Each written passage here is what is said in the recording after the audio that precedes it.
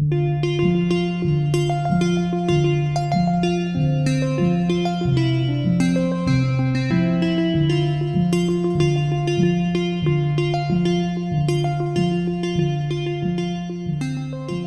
everyone. I'm glad you're able to join us today. Before we begin, I'd like to cover some housekeeping matters. First of all, as you may all know, the University of Utah sits on what was traditionally tribal land. We acknowledge that this land, which is named for the Ute tribe, is the traditional and ancestral homeland of the Shoshone, Paiute, Goshute, and Ute tribes. The University of Utah recognizes and respects the enduring relationship that exists between many indigenous peoples and their traditional homelands. We respect the sovereign relationship between tribes, states, and the federal government, and we affirm the University of Utah's commitment to partnership with Native nations and urban Indian communities through research, education, and community outreach. Now it's my privilege to be able to introduce our panelists to you. Oh, wait, more housekeeping. I always forget. If for any reason you get bumped off this webinar and you have to sign on using a different ID, for instance, you signed in originally with an email and you had to sign in with a phone number, please email me at lori.nelson@law.utah.edu and tell me both sign-ins that I can make sure that you get credit.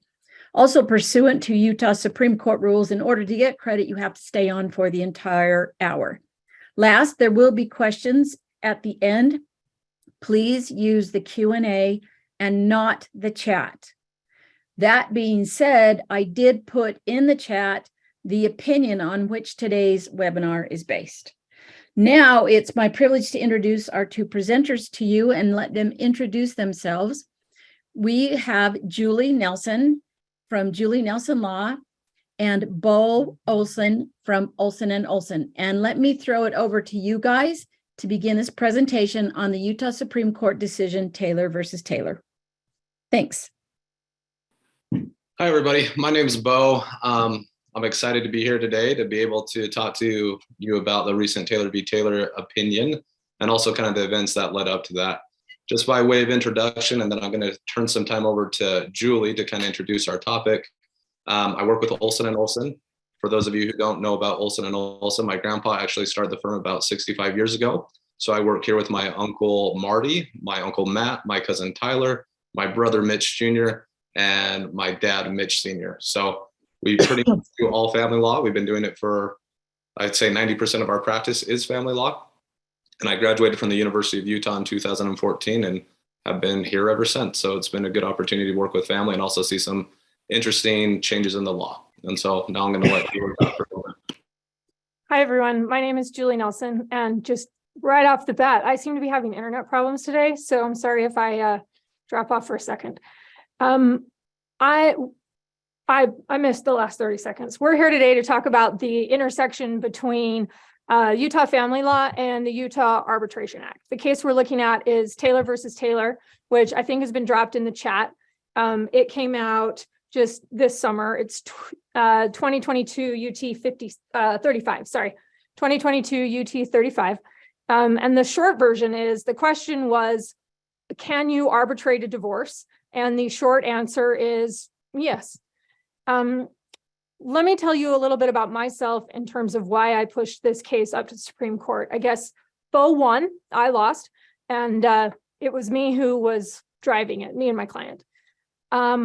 So I graduated from the U in 2003. I clerked at the Utah Supreme Court and the Court of Appeals for like 7 or 8 years for various judges. And then I went to work at Zimmerman Boer. And Zimmerman Boer is an appellate boutique in Salt Lake.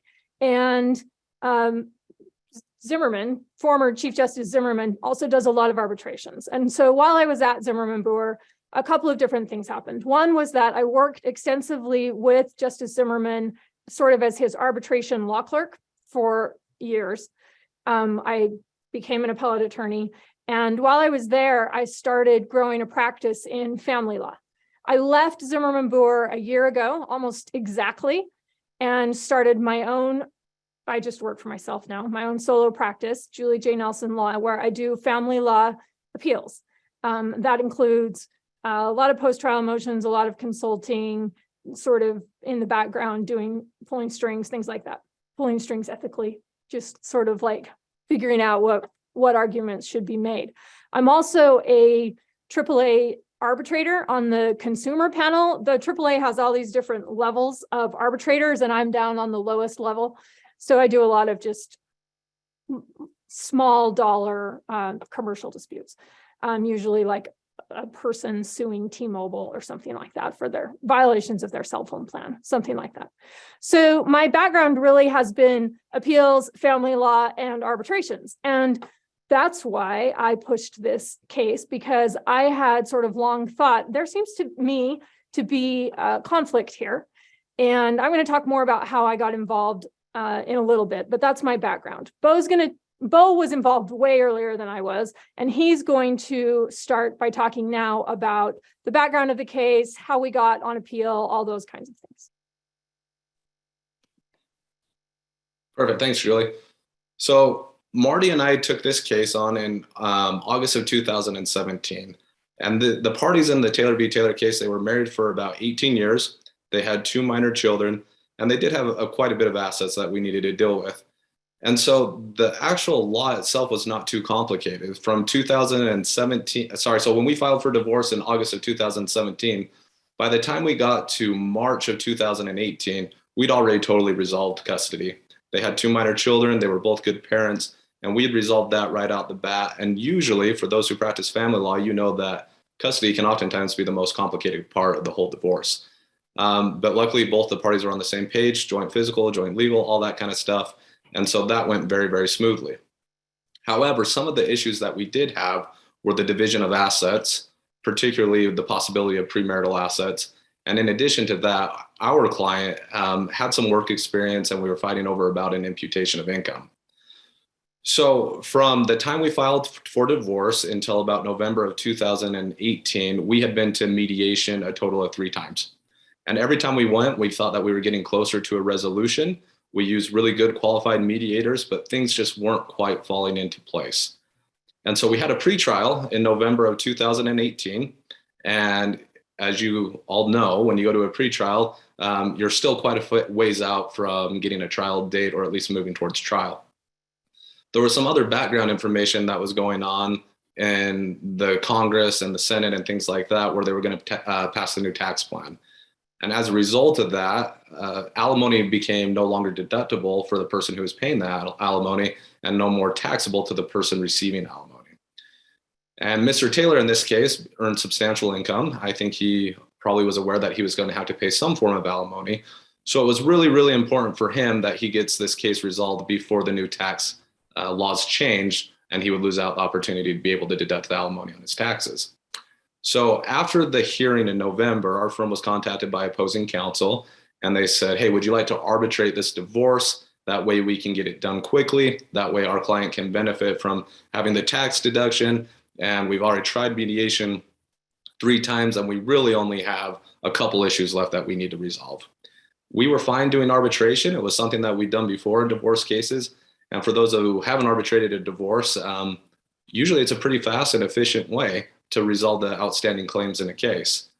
In this particular case, they requested a former retired judge to do the arbitration, and we thought he was a great fit, and we were really excited to work with him. He'd done mediations with us before, and he really had a good knowledge and a good base in family law. And so we agreed to the arbitration, and when we went forward with the arbitration, we were able to get it scheduled right before Christmas and right before the deadlines were going to occur when the change in the tax laws occurred. And we'd also worked with the clerk that if we could get everything submitted to the court, that divorce would be finalized before the end of the year. And so when we went to the arbitration, it was on December 18th, right before Christmas. And it was kind of unique because family law, for those who don't practice, is maybe simplistic on its terms, but it's got a lot of nuances on how the law works and how the equities work in family law. And so for those who have done arbitration in the traditional sense, this type of arbitration definitely was not your typical arbitration. In fact, it was quite atypical. So what we had decided to do is the arbitrator wanted any documents that we wanted him to review, that he would have those 10 days before the arbitration. And then we basically conducted the arbitration in a form somewhat to a mediation, where the arbitrator met with us for some time, and then he met with the other side for some time. And then if we couldn't come to a resolution by discussing the issues in somewhat of a mediation setting, we gave the arbitrator the final decision-making authority to make a final decision that would then be the basis for the decree of divorce. So we were there for a long time, and we were basically fighting over the same issues of imputation of our client's income, alimony, premarital assets, and that was kind of the crux of it all. And so in our room, we had our expert, Corey Kennedy, and in the other room, they had Miss Layton, who was a vocational expert, and they also had Mr. Rondeau, who was their financial expert. So we went back and forth, couldn't come to a resolution. The arbitrator met with each expert individually with the client, met with the clients individually, and then we had a couple of attorney caucuses. We then broke for a little bit. The arbitrator took all the information, and then probably about an hour later, he came down with what his decision was. And in a nutshell, his decision was something that I don't think either party really thought was awesome, which is oftentimes the result in family law. I would say that our client got a good amount of alimony and what she was expecting. And we also got her to be imputed to what we thought was an appropriate amount because she was going to school to become a school teacher. And so she was imputed basically half of a teacher's salary until she graduated from that education training. And then the alimony would drop on a step down basis based on her full-time employment. And so we basically had alimony for a certain amount of years. And for the first year, it was a higher amount. And then for the next 2 to 3 years, it went down a little bit. And then there was a final tier that would last half the length of the marriage at a different amount. Now, we were happy about that. But on the flip side, I think the other side was quite disappointed with the amount of alimony that they had to pay and also felt like Miss Taylor should have been imputed to a much higher income. In our room, we were quite disappointed because there were some premarital assets that we had thought that had been definitely commingled, and so did our expert. So Mr. Taylor got a substantial amount of premarital assets in the form of real property, even though that real property had been sold 5 times, had been refinanced 1 time, had been in joining accounts multiple times. And so we really feel like that separate property had lost its separate value and had been commingled. And so although we may have quote unquote won on the alimony, we definitely thought that we lost in regards to the finding from the arbitrator that Mr. Taylor was able to keep a couple $100,000 worth of premarital assets. So after the arbitration occurred, we thought it was over. We were happy that it was over. It had been kind of a long, nasty fight in the sense of having a lot of experts involved. And we thought it was a done deal because, as you know, or you'll come to find out through this presentation, usually arbitration is final. It's very hard to get out of. It's usually a final order that can be only modified in very rare circumstances. And so to our displeasure, if you will, Julie hopped on the case and we knew we were in trouble and we knew that there was most likely an appeal coming. And I'm going to kind of let you guys hear from Julie now about why she decided to take up the case and what her legal perspective was on what happened with the arbitration. Thanks. So Mr. Taylor, actually his trial counsel contacted me, and it must have been, so Beau said that the arbitration was at the end of December 2018.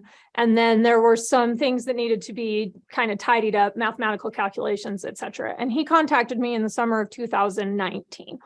And trial counsel wanted to know if I had any ideas. As Beau said, my client was unhappy with the alimony. We were unhappy with the imputation in particular. Beau didn't mention that his client had been a pharmaceutical rep before she had kids and had made about $100,000 a year. And then when the kids were born, she was working part-time and still making about $50,000 a year, right around until the time that the marriage started to, the bottom started to fall out of the marriage. And then she decided she needed to go back to school and get a teaching certificate. And she was making way less money than she had been at the part-time income. So my client felt like she was certainly capable of making more money than the arbitrator had found.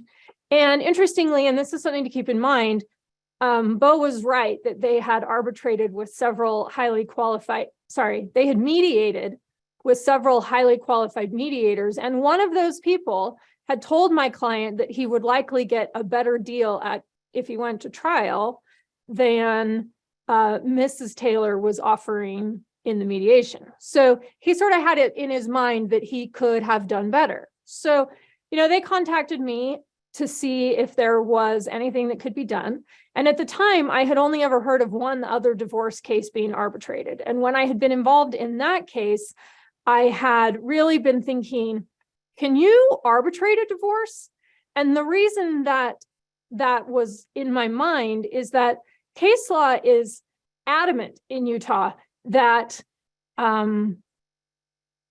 decisions by the parties have to be subject to judicial review. So here's what I mean. You can go to a mediation and you can absolutely make a settlement agreement between you, but then you file the settlement agreement with the court, and the court has the opportunity and the obligation to say, this doesn't seem right to me. This doesn't seem fair. This doesn't seem like it's in the best interest of the kids. There's something wrong here. And if that happens, the judge does not have to enter the settlement agreement. So I had been thinking, well, why would parties not, you can enter a settlement agreement that's subject to judicial review. Why would you be able to enter into an agreement, an arbitration agreement that removes it from judicial review? You go to an arbitrator under the Utah Arbitration Act, you don't get judicial review of that. And so I had seen this conflict between the Arbitration Act, which has no judicial review, and family law, which requires judicial review. Now, the piece that the Taylors were arguing about was only financial, and that's important. If it had been custody and parent time, things might have gone a little differently, but we were only talking about alimony and property distribution. Anyway, point is, trial counsel and Mr. Taylor wanted to know if I thought there was anything that could be done. And I said, yeah, let's try it. First off, I think that the imputation analysis is wrong. I think if we could just appeal the imputation analysis, we would win it. And I'm skeptical that you can arbitrate divorces in Utah at all. So at that point, the divorce decree had not been entered. We, filed a motion to set aside the arbitration agreement, something like that. The Olsens then moved to get the decree confirmed, and the decree did end up getting entered somewhere in that process. We actually went to the commissioner we went to the commissioner and then we went to the trial court. And I remember it clearly because it was March 13th, 2020. It was the last time I was in a courtroom up until a couple of weeks ago. I went to the oral argument, the hearing. I went and picked my kid up from school. We went skiing and everything shut down, and that was it. So it was a memorable argument in that way as well. So that's how I ended up getting involved. And so now I want to talk about what our appellate arguments actually looked like. Unless, Beau, you want to say anything before I jump into that? No, I think before you get into the appellate argument, I think the only thing I would like to mention is Julie's exactly right. I mean, this was just financial issues, and we had arbitrated financial issues many times before at our firm. And she's exactly right. I think everybody had been very hesitant to ever try to arbitrate child custody issues because of what Julie was saying, that the court's always going to have review of what the best interests of the children are. And as we'll get into this a little bit later, that has also now changed. It looks like they have opened the door to let us arbitrate custody as well. And then before Julie gets into her arguments on the appeal, I just think it's important to give our firm's perspective as well. When we got the notice of appeal, it's actually been a great, awesome experience because Julie and I have become great friends, but I had known her reputation. And so when I see her on the notice of appeal, me and Marty get a little bit nervous because she is the cream of the crop in family law stuff. And she's very nasty and very hard to work with as well.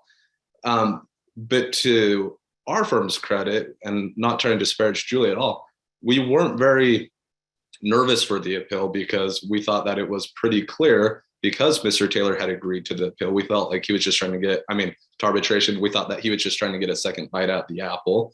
We thought it was fairly clear that you'd be able to arbitrate financial issues because we've done it in the past.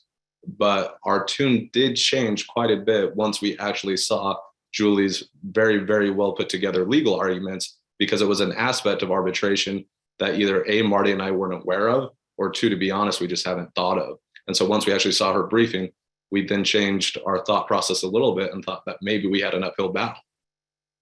So case law is very clear that a judge has to be able to review anything with kids, but it's not limited to that. The case law is also very clear that the judge has to be able to review anything related to money, even property division, definitely alimony, and even property division. And I emphasize that because I think that property division feels like the area of divorce law where maybe a judge doesn't need to review it. Maybe the people can just, make a settlement agreement just like they would do any other contract, but that's not true.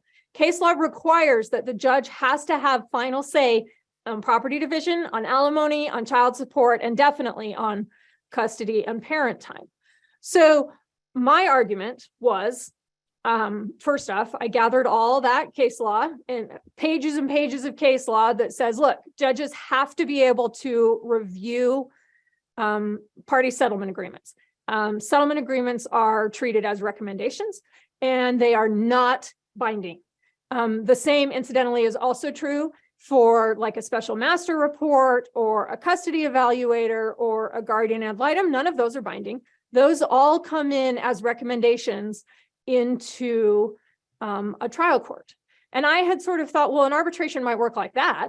It might be able to be a recommendation. That makes sense to me, actually, as a concept, that you would go to an arbitrator and the arbitration's agreement would be, or the arbitration award would stand in the shoes of a settlement agreement or a special master report or a custody evaluation report. But my position always was that you can't just have the arbitration be the end of the line. And because the parties can't delegate their authority to anybody else to make they can't delegate the judge's authority to themselves to do a settlement agreement, they shouldn't be able to delegate the judge's authority to a third party arbitrator to take the judge's position. So I boxed that into the Arbitration Act. The Arbitration Act, in case you're interested, 78B 11-107 subsection 1 was where I hung my hat. That section, I'll drop it in the chat. You probably don't care, but in case you do, I'll drop it in the chat. And I'm just going to read you subsection 1 because this is where we were. It says an agreement contained in a record to submit to arbitration any existing or subsequent controversy arising between the parties to the agreement. Okay, so short version, any arbitration agreement is valid, enforceable, and irrevocable except upon a ground that exists at law or in equity for the revocation of a contract. So that's where I was focused. What are the grounds that exist at law or in equity for the revocation of a contract? Well, there are some grounds that exist for revocation of a contract. And the one that I relied on was public policy. You cannot sign a contract that violates a public policy, right? Like the extreme example is for a hitman. You cannot sign a contract for a hitman and have it be a binding contract. But there are a lot more mundane contracts than that you just cannot enter into. So my position, our position was, I was still a Zimmerman board at the time, our position was that an arbitration agreement in family law is an unenforceable contract because public policy prevents you from arbitrating a divorce, because public policy prevents you from taking the judge's authority away and giving it to someone else. So it became a public policy argument. And we, that was the 75% of the argument. There was another piece of it, which is that the Arbitration Act does not allow you to modify an arbitration award. Modification is limited to 90 days and only for these certain provisions. But if you practice family law, you know that in family law, you have to be able to modify an arbitration. You have to be able to modify a divorce decree forever. If there's a substantial change in circumstances at any time, you can go back and modify the divorce decree. So my argument was, look, the Arbitration Act says right here that you can only modify for 90 days and only for these limited reasons. But family law requires by statute that you can modify forever. And then I tackled the imputation argument itself head on. I just argued that the arbitrator had not followed Utah law. Utah law has this like 10-part test for imputation, and the arbitrator didn't do it. He just said that Miss Taylor should be allowed to work in the field of her choice, which my client thought was ridiculous because nobody thought that he should be allowed to work in the field of his choice, right? And make a significantly lower amount of money than in fact he was capable of making. Certainly Mrs. Taylor wanted him to keep working at his high stress job, making all that money. So we went after that. But when you tackle an error in law in an arbitration, you have to go through a door that is very, very narrow called manifest disregard. Manifest disregard, the case law has not been clear. Manifest disregard might exist to allow you to tackle a legal error. But while we were in briefing, the Supreme Court wrote another opinion called Amigo versus, I don't know, Synergy Company, something like that, that closed the manifest disregard door even more. Amigo says that manifest disregarding the law would be like, it's a Utah arbitration, but the arbitrator applied Colorado law. It doesn't say that it's a Utah arbitration and the arbitrator just didn't follow Utah law at all. Apparently that right now, that's not a path that you can get through in manifest disregard. So those were our three arguments. Now, one little interesting procedural quirk here. Why did this take so long from when I argued on the day before the pandemic started? We actually briefed the whole thing to the Court of Appeals, and Beau and I went and did oral argument at the Court of Appeals. And the next day, the Court of Appeals kicked it up to the Supreme Court. So we never got an opinion from the Court of Appeals, but we got a really good moot. And then we rebriefed it and went to the Supreme Court. I think we were at the Supreme Court like maybe March of this year, it seems like, and then they issued their decision in the summer. Now, Beau's going to tell you what his arguments are. I guess a little preview here. All my beautiful, wonderful arguments about how case law requires that a judge have final authority is only in case law. It's not in a statute. And I knew that. And that's where we ended up losing. But the case law still says that. All right, Beau, to you. What was your defense? So this is one of those cases where when we actually started reading the briefing, again, when we got the notice of appeal, we thought we were good. We thought we were solid. But once you actually get into the nuances of the case law and the statute itself, we started to get a little bit nervous, particularly because, like Julie has explained, I mean, with all due respects to Julie's brief, it was very verbose. She had a lot of case law just re-hammering the proposition that the courts have to have final say on these decisions. But going back one step, when we appeared before the judge on the objection to the recommendation to set aside the arbitration agreement, the judge kind of sided with us on 4 arguments that we kind of decided to follow with our briefing as well. Number 1, and this is what we put in our appellate brief as well, that there's nothing in the Arbitration Act itself that says that you can't arbitrate a divorce. And just with the legislative interpretation, you have to take it for how it's written, what the words actually say.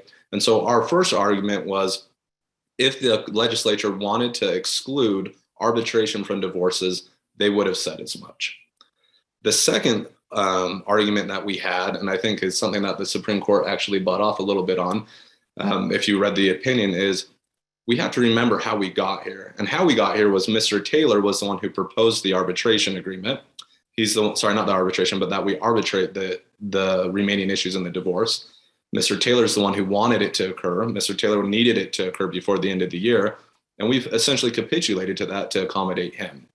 And so although stipulations have to be essentially approved by the judge in family law matters, we also made arguments based on a land v. land case that for financial issues in particular, an agreement between the parties should be very, very seldomly set aside, because the courts are not there to save somebody from the benefit of a bad bargain. So we said, notwithstanding the case law that Julie cited, there was somewhat of a waiver because he wanted this to happen. It wasn't prejudicial to him in the traditional sense, and that he should have to be bound by the arbitration agreement that he voluntarily entered into. The other issue that we had is when we talk about Section 107 of the Arbitration Act, our argument was if there really is an inequity here, the court or the judge would be able to set aside the arbitration award and the agreement if it was so contrary to the law. And this is part of the unique issue that you have in the Arbitration Act, is because if you get into the opinion, the opinion says that you have to object to the arbitration before you actually go into the arbitration to preserve your claim to the objection. But in the Arbitration Act itself, and this is something that both Julie and I brought up in our oral arguments to the Supreme Court and the Appellate Court, there is really nothing in the Arbitration Act that says when you have to object or how you have to object or anything like that. And so, again, our argument was if it wasn't equitable in the end, somebody could then object to the arbitration agreement, get judicial review by the court, and then if it was equitable, they could set it aside. Our other argument were more basic.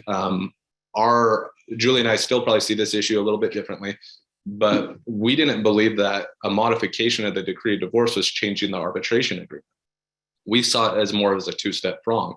The arbitration award is entered and then it's converted into the decree of divorce. And so if there is a material change in a substantial change in circumstances after the decree was entered, then the court would not be changing the arbitration award. They would just be changing the decree of divorce. And we thought that was a nuance that was important. The other issue that Julie didn't talk about that we briefly brought up in our response to her is they thought that by waiving some rights to appeal, that would prevent arbitrations from being able to move forward. But we simply brought up there's a lot of times when you waive a right to appeal, like plea agreements, and also particularly to family law cases when you do an informal trial before a commissioner. So those were the issues that we brought up on our response. And I think the Supreme Court did bite off on a few of them, particularly the fact that Mr. Taylor was the one who wanted the arbitration, so he should have been bound by his agreement. Two, they also agreed that they would retain jurisdiction through 3-3-5. And then finally, we also cited some other states where arbitration was applicable for family law. And then the court was able to kind of take our arguments and mesh them together and basically say the case law is one thing, but the statute is another. And because it's only case law, they were able to find that arbitration is valid in divorce. Now, this is where Julie and I still disagree with the imputation. I think it's important to note from our perspective, yes, our client did have experience in working in the pharmaceutical sales industry, and she did make a decent amount of income, even up until the kids were being raised and things like that. But what Commissioner Loon and the judge noted at the trial court level is that you have to look at alimony based on the standard of living during the marriage. And what the standard of living was at the time of the marriage, or even during the leading up to the arbitration, was that our client didn't work at all. And so because she didn't work, we found it to be inequitable or inappropriate to impute her to the maximum amount of income. And we had some case law on that, like the Bond v. Bond case, where the court was pretty clear that imputation of income is more of a science more of an art than a science, where they just need to consider the factors. But there's nothing in the case law that would suggest that the court is required to impute somebody to their highest earning potential. And because, Miss Taylor wasn't working during the marriage, and because she did want to go become a school teacher and things like that, it was our opinion, and it still is our opinion, that the arbitrator was within his authority and within the realms of case law to find that she could only make what a teacher was making for purposes of the alimony analysis. So with that, those were kind of our arguments. And I think Julie's now going to kind of get into the meat of the opinion and kind of some of the things that the Supreme Court found and how this looks for us moving forward. Right. Our plan going forward now, our plan for like the next 25 minutes is that I'm going to talk about the opinion, and then we're going to talk about what we think this looks like on the ground, some pitfalls that we have discussed and we agree on. And I'm going to tell you sort of my hopes and dreams for the future. And then we're going to have a Q&A. And I think this may be a I'm happy to have a robust discussion here about what this looks like going forward now that we know, yeah, you can arbitrate a divorce. So the first place where I lost, the opinion I think sort of is in three categories. One, Julie, you lose. Here's a couple paragraphs why, and a couple paragraphs on the end saying also, manifest disregard is not a thing. Not really. It's not really a thing. It's a thing in theory. And so your imputation argument is not going to work. And then there's the big section in the middle where I'd already lost, but they addressed all of my arguments. And, it's a very, very thorough opinion. And I think it provides us a good starting point for where we go from here. It doesn't have all the details that we need, but it gives us a lot of guidance as to what they think is appropriate and what we should do next. So starting at the first, why did I lose right out of the gate? I lost right out of the gate because my client had agreed to the arbitration and had not complained about it until after the arbitration was over. And Beau talked about that. My position had always been, well, there are some contracts that you can't agree to. This is one of them. So who cares that he agreed to it? They didn't buy it. And we were dead in the water on that point. In fact, when I got the opinion, the first sentence says, Mr. Taylor requested arbitration or something like that. And I was like, oh, I didn't even have to get to the end of the first paragraph to know that we had lost. If that was the most important fact, then we were dead. So they said that section 107 that I had relied on doesn't allow you to wait until the arbitration is over and then challenge it. Okay, fine. As to the actual substance, I thought they very respectfully agreed that I had made a very nice argument. Justice Pierce wrote it. He said that, the Arbitration Act allows for any arbitration of any dispute, and it doesn't say divorce, to which I had always thought, well, yeah, that's not the point. We've got a more specific set of statutes here and a more general set of statutes over here. Specific always controls. But the problem was that nothing in the Utah Code says that judges have to maintain judicial review over these settlements. That's all case law.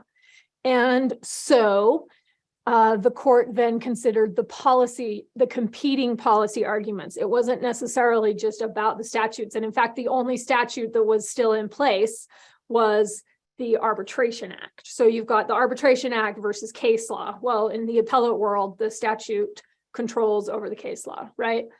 And so that was one point that they made. Another point that they made was the policies behind arbitration, which are well known. In theory, arbitration is cheaper. In theory, arbitration is faster. And in theory, arbitration is, just as effective as going to court. And so they outlined those policies. They also outlined all the policy arguments that I had made about how you have to have judicial review. And they said that on balance, the public policy of allowing people to choose to arbitrate their divorce outweighs the public policy of needing to have judicial review, at least on money issues. We're now going to make two different boxes here, one on money issues and one on kid issues. So as to money issues, the policies supporting arbitration outweigh the policies requiring robust judicial review of property or alimony decisions. So they said that you can arbitrate those kinds of issues. In paragraph 47, if you're looking at the opinion or following along, I see that as being the heart. Talking about those cases, they said those cases stand for the proposition that parties cannot insulate stipulations they make regarding property division and alimony from judicial review, and we stand by that law. But we conclude that in the absence of an express statutory prohibition, when divorcing parties make an informed and voluntary decision to submit their alimony and property-related disputes to a neutral third-party arbitrator under the Arbitration Act, the strong policies allowing parties to choose to arbitrate their disputes overtake those policies favoring more robust judicial review. Okay, so that's the state of the law right now for property division and alimony issues. Kid issues are a little different. Kid issues include child support, which is a money issue. And if you're not a family law lawyer, then FYI, child support is actually really easy to calculate. You plug in one parent's income, you plug in the other parent's income, you plug in how many overnights each parent has, and there's a calculator and it tells you who owes who how much. The only thing to really argue about in a child support calculation is what those initial incomes should be. So again, what Ms. Taylor's income should be affects the child support.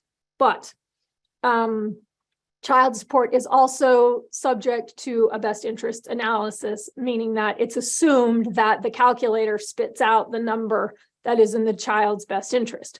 A judge can override it if they need to. And then there's custody and parent time.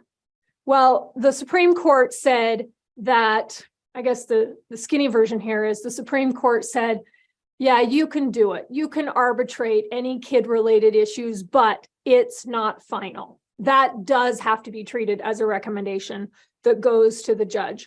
And the reason the judge needs to retain that authority is because two things. One, there is actually a statutory requirement that the judge evaluate the best interests. So you can't override that. And the other thing is that parties can't stipulate away someone else's rights. And when you're talking about kids, the kids are the someone else.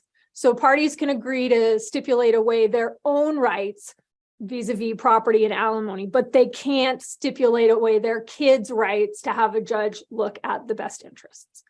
So that's where we are on kid issues. You can arbitrate them, but that's to be treated as a recommendation that goes to the judge. Now, there were a couple of other little things that, got thrown in the mix, like what happens if one party is putting the other party under duress to go to arbitration. I've been worried about it in terms of a lopsided prenup. We'll talk about that in a second. But the court basically said, well, the arbitrator should be able to work through that just the way that a judge would be able to work through that. As to the imputation, it's fine. Sorry, Julie. We're not going to review what the judge did here to see if it violated Utah law. It seems basically inside the circle of Utah law. So nothing exciting on imputation. The only reason that that's important to the opinion is that the door on manifest disregard is getting more and more closed. Okay, so what we want to do now, Beau's going to talk about what this looks like on the ground from his perspective as a trial attorney. And I'm going to talk about what I envision how this can benefit us going forward. All right, now we have an answer. Like, yeah, I lost, whatever, that's fine. The important thing to me is that now we have an answer. Yeah, you can arbitrate divorces. All right, how can we as a family law community in Utah make this an exceptional system to serve our clients? What can we do to make this a useful, really, really useful, robust tool to help these people, get their divorces moved through quicker, cheaper, all of the policies that underlie arbitration? Let's use them. So, Beau first. So I think one of the best benefits that we have with this opinion is now that the law is clear that we can arbitrate divorces, and we can even arbitrate to an extent the custody issues. If you're a family law practitioner, you probably spend a lot of time in mediation, and a lot of times mediation is successful. In fact, more times than not, mediation is probably successful. And for the most part, when it isn't successful, it's really only an issue of one or two. Maybe it's alimony, maybe it's who gets the house or things like that. There's just about two issues that are a sticking point that's preventing you from getting the whole case done and having your client be able to get some relief in the divorce process and be able to move on with their lives.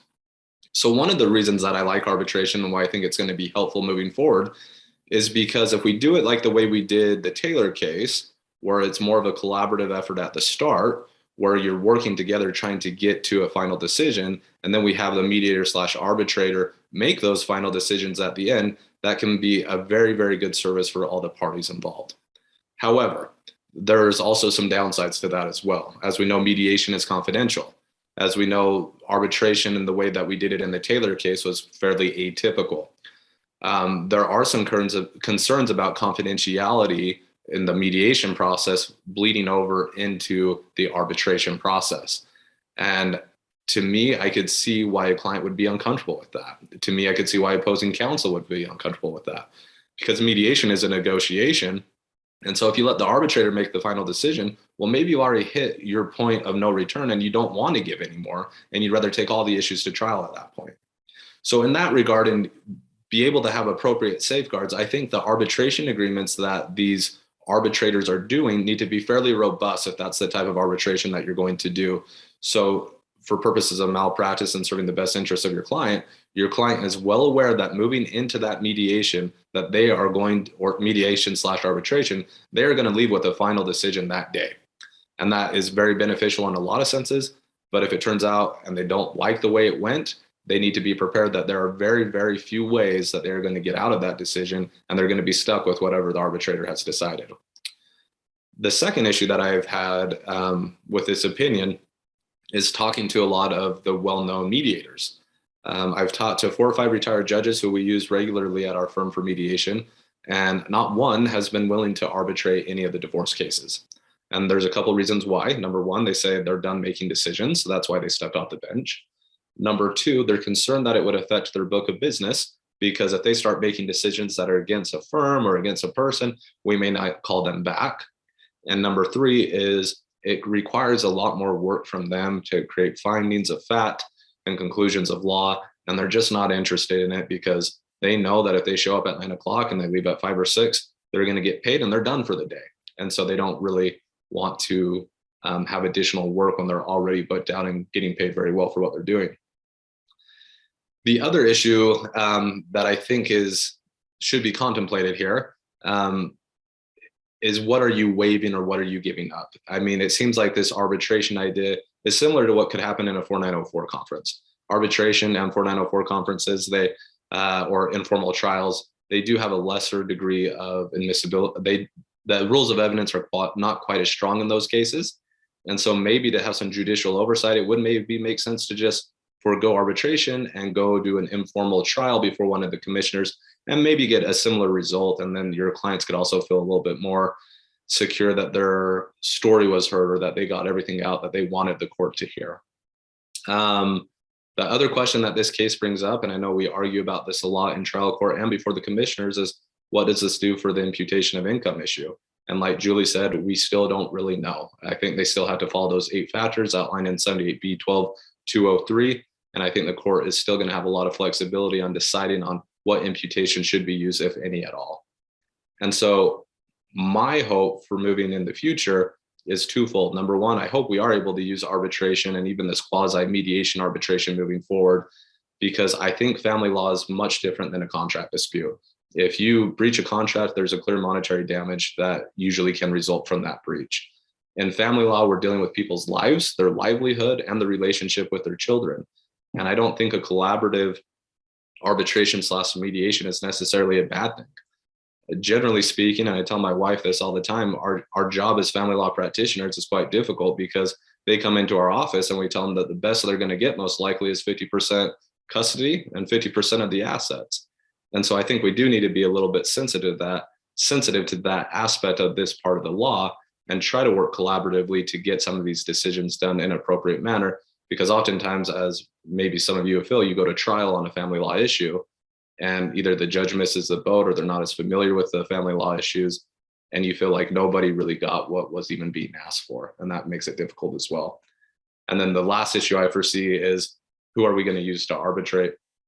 Family law is fairly nuanced. And so I would have a hard time agreeing to a normal arbitrator to arbitrate a divorce. I'm hoping we could get people like former judges who have a specialty in family law, especially through their mediation practice, or even people like my Uncle Marty, who was co-counsel on this case, who has been doing this for 40 years, has a great reputation, has been in trial hundreds of times, and is a guardian ad litem and really understands custody and understands complex financial issues, who could really get an arbitration award that maybe isn't perfect, but probably or most likely a better result than maybe what a judge could do.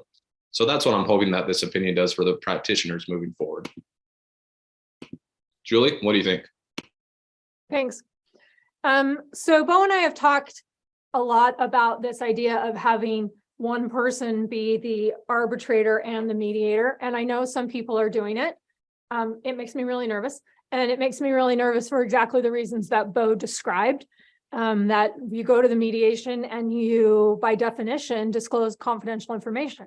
So personally, I would probably not do it that way. I probably would go to a mediator, mediate everything I can, and then pick a different person to be the arbitrator. Which is not entirely unlike what happened in Taylor, because they had different mediators beforehand that worked them through their custody and parenting plan. I just wouldn't go into it saying, okay, we're going to mediate this. I would go into that, whatever had not been solved, I would go into that with a different person. That would be my preference. As to what I see going forward, one thing I haven't talked about at all is that, and the Supreme Court really laid this out, other states do this, and they tend to have acts in their code that set up some guardrails, and we probably need to do that. We probably need to go there. There is a uniform Family Law Arbitration Act. I think they call it Domestic Relations Arbitration Act, that's been adopted in only a handful of states, but clearly this gives us something to start with. And I also hope that arbitrators, that we end up with sort of a group of arbitrators who are really interested in doing family law arbitrations and staying up on family law issues, and, you know, making sure that they're following the appellate case law so that they know what a person would probably get if they went to trial. I think that family law practitioners are probably great people to be doing this. And those are the sorts of people who are already, by definition, paying attention to what the appellate opinions are saying and figuring out what is likely to happen. That's probably what I would do if a client of mine wanted to arbitrate. A client of mine's not going to want to arbitrate, right? By definition. But if a client of yours wanted to arbitrate, that's probably what I would do. I would be really mindful of the fact that you can't challenge legal error.